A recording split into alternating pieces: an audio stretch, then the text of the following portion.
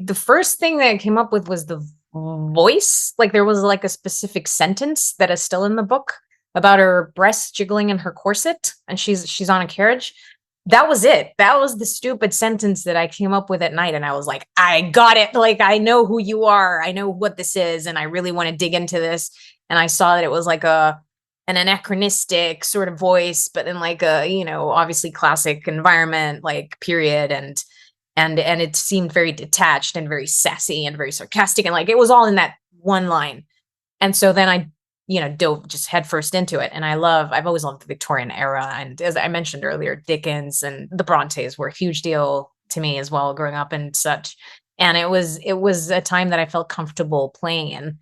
And so at first I think that like I think that the book was maybe going to be something a little more classic and a little more formal from what I can tell from like my very, very early notes, but it just like refused, like the book just like went for it. And it was just like, no, we're going to make really like upsetting jokes and, it's going to be awful.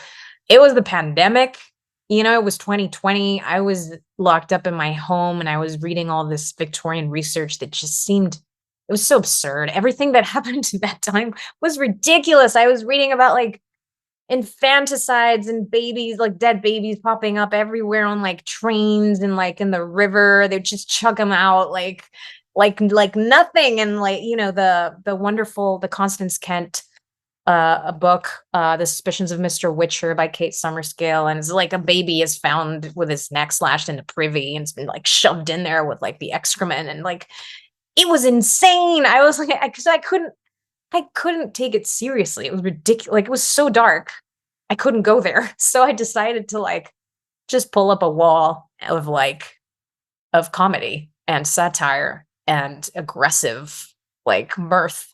And that's what I threw up. I feel like I threw it up. Like it was just I was feeling nauseous with it inside me and I had to like throw it up and now readers should throw it up too, I guess. Winifred Naughty is a governess in the Victorian era who has inside her what she calls a darkness, which is basically an instinct to follow every single intrusive thought that she may have, and they're not great. They're very violent and very awful and cruel.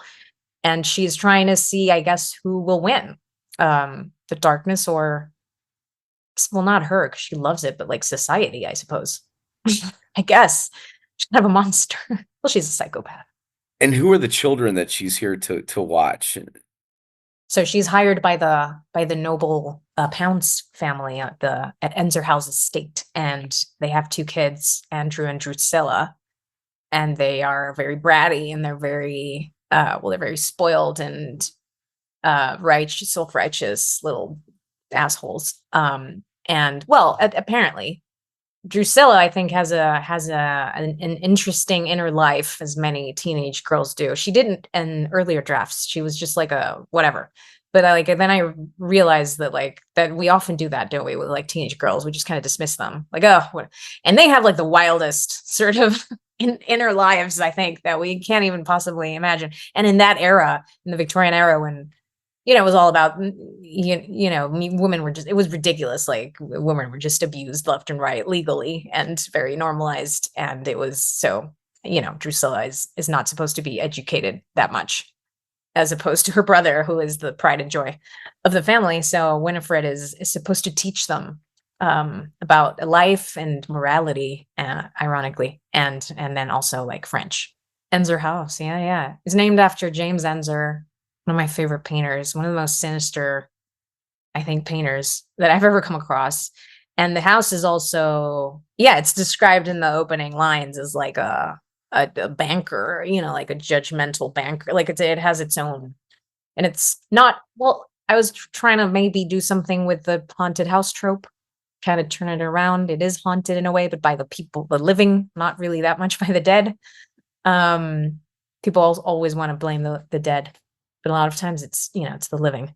And it's full of dark, like maze-like corridors and hallways, and it's drafty and you don't really know. I think I wanted, because at one point my editor asked me, do we want to make it clearer, like the geography of the place? And I was like, no, we must not know what the hell is happening. Like, wait, was this staircase here? Wasn't it? It's all very confusing, kind of like society, I think, and that I guess it represents, in a way, Victorian society.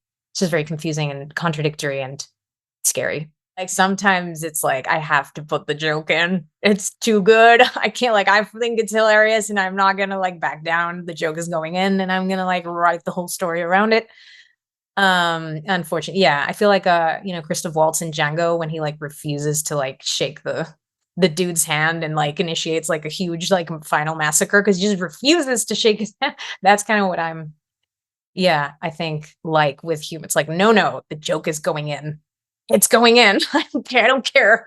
If I find it funny. Yeah. It will be hard for you to convince me otherwise.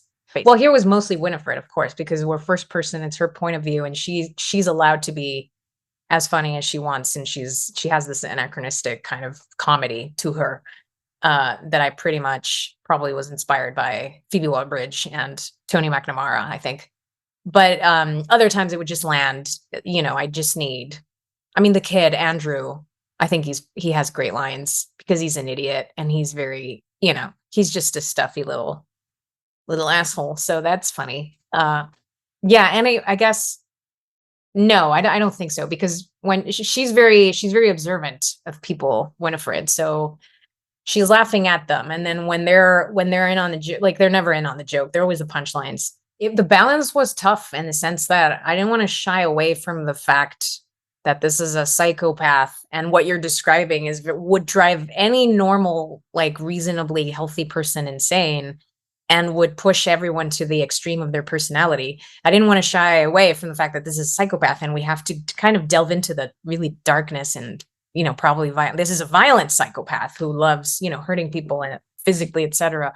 But also I didn't want it to feel so gratuitous and kind of boring in a way that it just kind of collapses. It doesn't make any effect on the reader at all after a certain point. That's also why it's a short book, because it just couldn't sustain it for very much longer. So it was a hard balance to strike. And I rewrote and there's a lot of stuff I took out that I thought was maybe going to go too much into it's just going to be repetitive. Even though I love me a joke and I love me a funny, violent moment, I did take a lot of those out. And then there were moments when we went into the past of certain other characters. There was a moment when the manuscript was in third person. There was a lot that I tried because that balance was for me the hardest thing to get.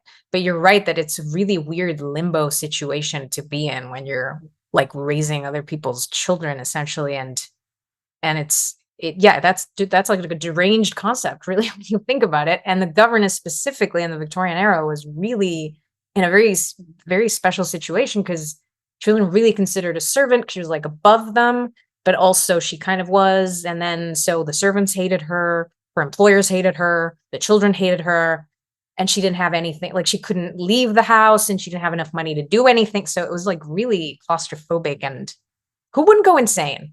Really, it's just a sane reaction to that, to the job. I mean, who wouldn't, just go crazy.